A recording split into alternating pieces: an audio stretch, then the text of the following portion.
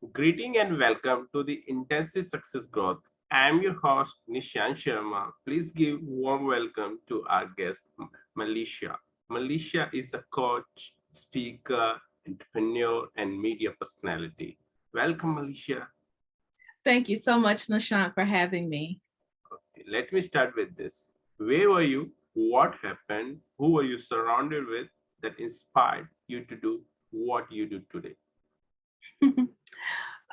Well, I was honestly just going about my regular life as an executive. I went, I did everything they told you to do: go to school, get good grades, get a good job, and my corporate career. Although I absolutely loved it, I enjoyed my job and everything about it as a corporate sales trainer. But I realized that there was just some part of me that felt unfulfilled, that I wanted to really be a better support to the teams I work with.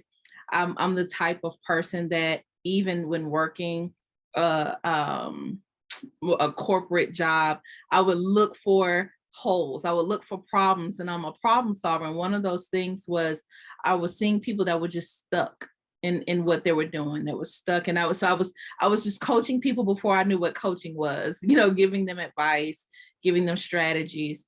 And I was really passionate when I saw people who didn't speak up for opportunities or promotions.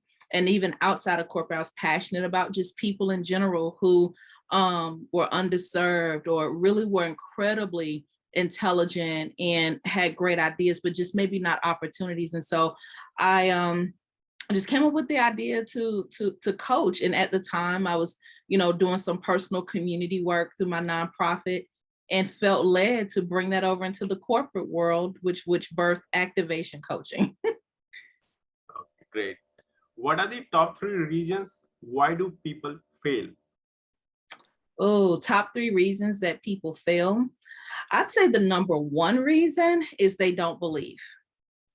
Oftentimes we believe in others more than we believe in ourselves. And I have been guilty of that too, cheering on others, coaching others, and not applying the same thing. So the first reason will be belief. The second reason I believe that people fail is a lack of equitable resources and opportunity, which is why I'm a firm believer and advocate for activating your voice, for saying, hey, I'm here, I have an idea, and I just need a chance. And so whether that's a pitch competition, whether that's getting access to funding, people fail just because they lack access to resources. The third reason why I believe that people fail is lack of execution. I like to call that being head rich, meaning we get all of the degrees, we take all of the classes, but then we're hand poor, meaning we don't actually apply it and put it to work. And there are some who just love knowledge, but not application. And I think that's why. Yes, right. You're right. Okay, what are the your success secrets that other can model from you? Success secrets. I would definitely say the number one success secret that I live by is using my voice. I'm a firm believer in what I call self-inclusive language, meaning I don't exclude. I had to go through exercises daily of mindset, affirmation, journaling to get clear and clear out the junk and the negative thinking. I mean, we all have some inkling of doubt, but for me, it's having a regimen of getting really clear about who I am and what I have to offer to the world. And I don't allow myself to shrink back or play small. And I surround myself with people, other coaches, other thought leaders who hold me accountable to what I say I want for myself. I think the biggest key to that is oftentimes we can't, this is not a personal job for me to succeed.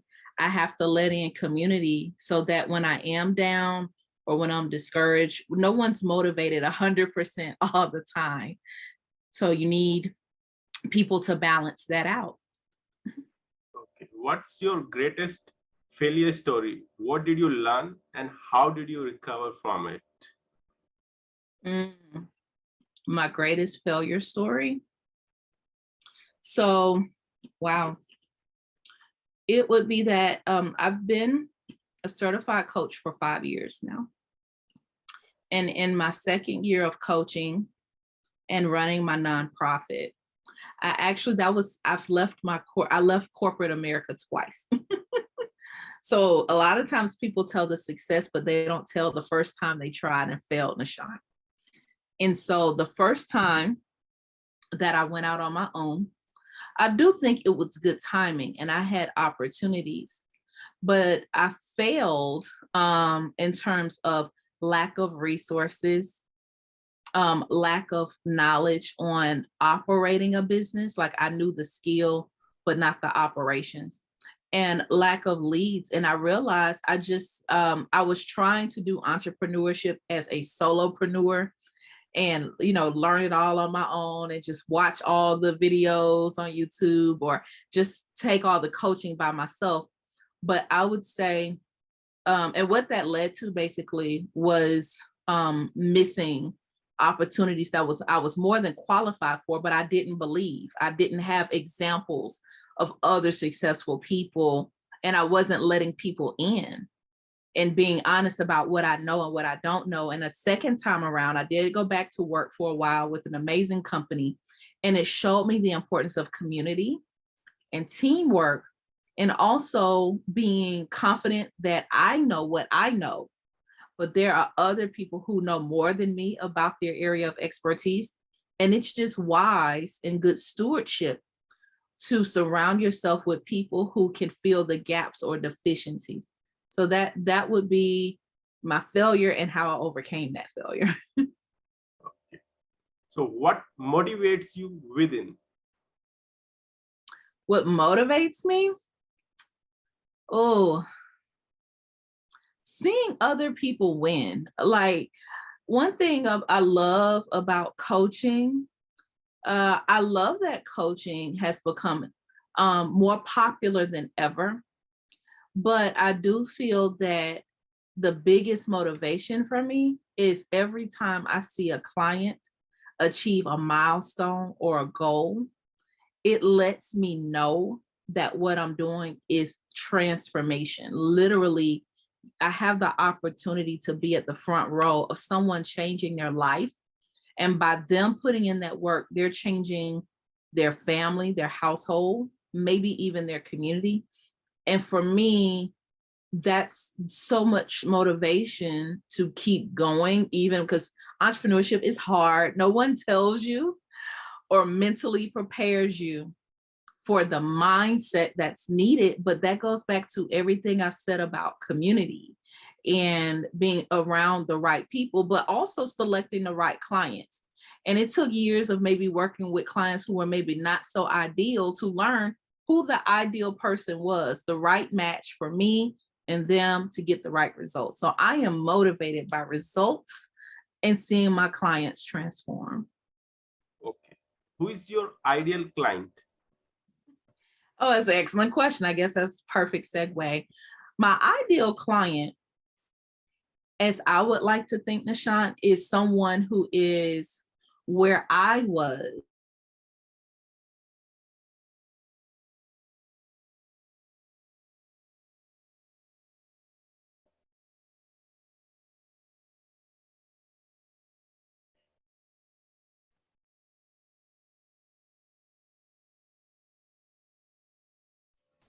Sorry, Malisha, I don't know what happened.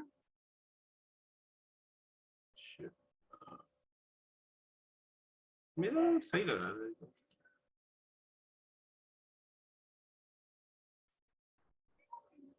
Personal story, their personal message, and have their own signature platform. We're seeing more than ever that executives are the face and the voice of businesses and brands. That's why I say activate your voice to be seen and heard at work and in the world. I want people who are tired of being quiet where they are, who are tired of hiding behind the job and ready to come to the forefront with their ideas, with innovation, with creativity, or as speakers. A lot of my clients are aspiring speakers, or they aspire to have courses, a platform, podcasts, and they just don't know how to form the message and deliver it in such a way that to get noticed and to make an impact. So that's my ideal client. Okay, thanks. How do you find your ideal client? Honestly, I find my ideal client for the last 5 years, it's predominantly been through my network. I cannot stress it enough. Community has been what motivated me, but it's what sustains my business, whether it's my corporate community, whether it's the youth community I serve with activating the voices of youth, or whether it's a spirit-led community of either one of those. We all have different areas of our lives. And so for me, I find those people through those I've helped before. I'm so thankful I have a strong referral base and affiliate program in what I do. So my clients give back by bringing more people like them. How did you find your first client? Wow. That's a really good question. And I literally this month, I'm celebrating my 5-year anniversary. And I was just sharing the story with my coaching group.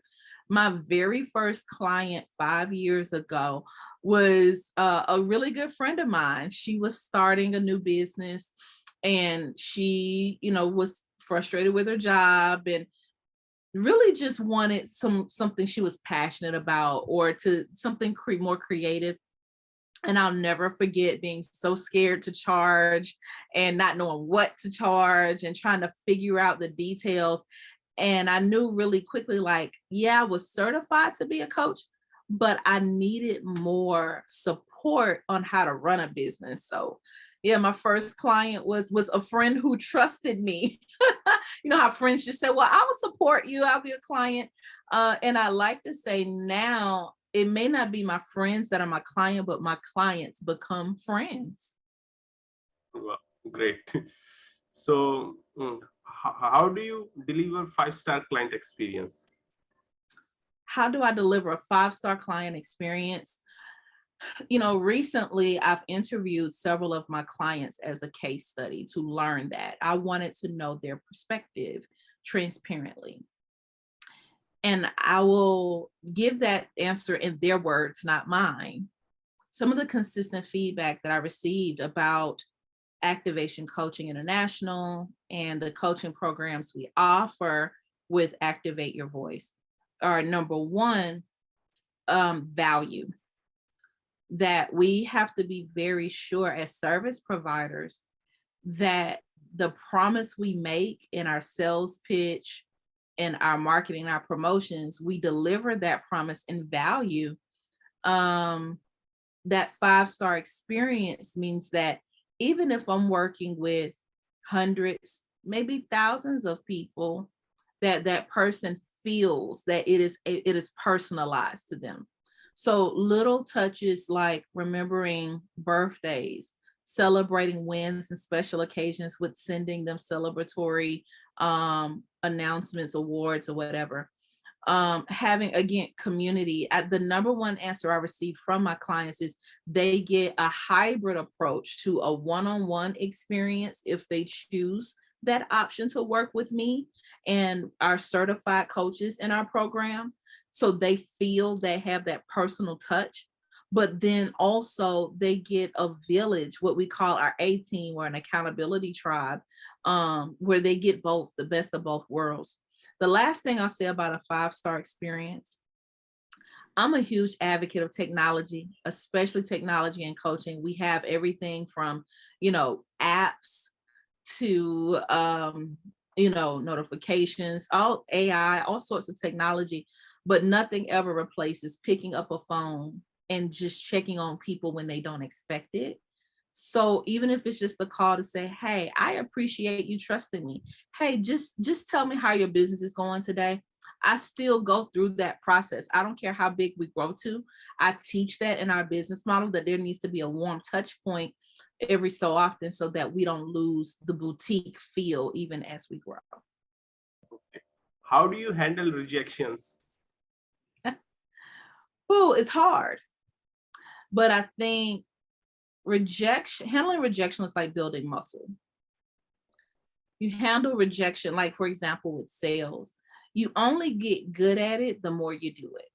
Meaning, I'd rather go ahead, practice sales calls, go out and network, go out and pitch to a couple of people and get the no's out of the way so I can get to my yes. I think the number one thing, it goes back to mindset, which is what we started discussing in the beginning of our conversation. You have to have a mindset that it's not personal. They're not saying no to you. Either A, their pain point hasn't hurt enough yet. Either they're just not ready for the transformation, because change is hard. Some people will know they have a problem. They'll even know they need a coach, but it is very scary to have someone that you have to be accountable to move from where you are.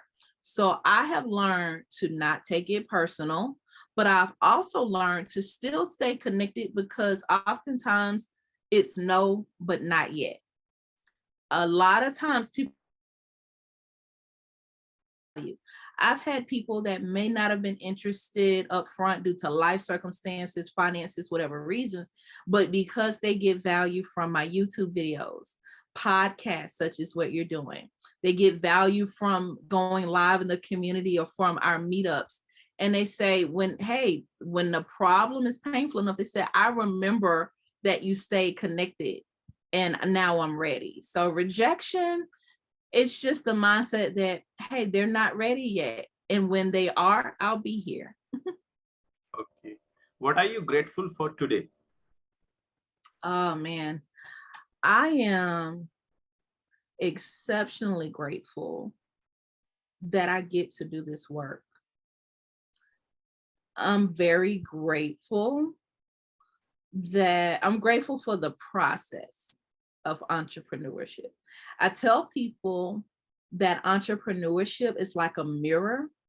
It will hold up and reflect everything you do and don't like about yourself and tell you the truth. So I'm very grateful that I'm going through the process of entrepreneurship, and I'm grateful for my clients and community. I'm grateful that I get to serve like this and have a legacy.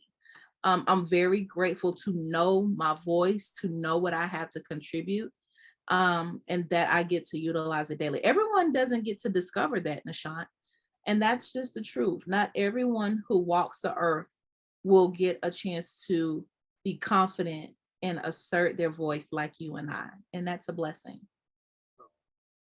How do you start your day? I'm not a morning person, so I start my day slow with prayer and meditation, but I believe that's the foundation of my success every day. My first 2 hours of the day are immediately I journal. That's my way of activating, waking up my brain, and to find the right words for the day, to speak the right affirmations over my life, over my business for the day, and some type of physical activity, walking, getting outside. And I'm glad that because I have the lifestyle of entrepreneurship now, I can start my day that way and not be in the rush and hustle and bustle to run right into a job. And even for those who may still be working outside of the home or even at home, I think it's really important that the best gift you can give yourself is feed yourself first in the morning, meaning feeding your mind, feed your body, feed your spirit. Okay. How young are you? I am 40 years young this year, and I love it because it feels like I get a reset. It's like 20 all over again, just minus all the mistakes. Okay. You are not 40-year young. You are 18-year young with 22-year experience. With 22-year experience. That's really good. I like that. Okay. Who is your living mentor and what's the impact? My living mentor, honestly, Nishant, I don't have just one. I'll call them my wise counsel. They're my circle. They're like the circle of knights, like King Arthur and the knights table, the round table. They're my round table. And so I have mentors that speak to different areas of my life. Um, I have mentors from my background, my career. Dr. Debbie Phillips, who um, she literally ushered me through, coached me through my corporate promotion all the way into entrepreneurship and advocated for me. Um, Alexander Jacku, she's works in the multifamily industry. She's an executive who helped me as a woman how to have hard conversation in a male dominated C-suite. Helped me navigate those waters, in a place where we're mostly marginalized as Black and Brown people. My pastor is definitely a mentor to me as a spiritual guide, just to maintain balance and humility, and no matter what level of success, remembering my first duty, to live a spirit-led, a God-led life. So and my mom, I have a mom, I have a momager. My mom is, I'm a generational entrepreneur. So I never wanted entrepreneurship, like I said, but because I came from a family of entrepreneurs, she's been a great guide to me. And I'm glad that we now get to build this business together as she works with me in operations. Great. So, what advice you will give younger yourself? Take the risk early. That way you can learn the mistakes and get there faster. I don't know. I would definitely say take the risk. I'm not very risk averse. Like, I will try the ideas, I'll do the things. Um, I will also tell my younger self, invest early, save early, prepare for hard times early. But also that work is not everything. Life is. Do more living than more working. I think it's important. I think that's Okay. it. How can we support you? Oh, thank you for that. You can absolutely go to melissadwhite.com and learn about all of the areas of activation, how we help you activate your voice and be seen and heard as a leader, to be seen and heard as an executive, be seen and heard as an entrepreneur. And we even have a segment of what we offer to be seen and heard as a youth or young adult. So our whole mission is always about you finding your voice at work and in the world. Okay. Uh, what would you like to say about your guest experience on this show? I'm so grateful that we connected on LinkedIn. I love your questions are so thought provoking, and your clarity of what you provide on your show. And I appreciate having the chance to watch your previous interviews and learn from you as you built this platform. So thank you for the opportunity. Okay, my pleasure. What's your final word? Final word is to unmute yourself. If you're watching this, that means that it's absolutely time for you to speak up for the job you want, to speak up for the business you want, to write the book, to start the business, to travel, do whatever it is, but live an activated life, meaning live life turned on, not turned off, and not muted. So go after it, speak up, and there is absolutely power in your voice. And don't worry about who is not listening, because your people, the people that are for you, are calibrated to your voice. And that's my final word. Thanks, Melissa, for sharing your wisdom with us. On the behalf of our community and team, we really appreciate you. Until the next time, all good wishes to you. Thank you, Nishant.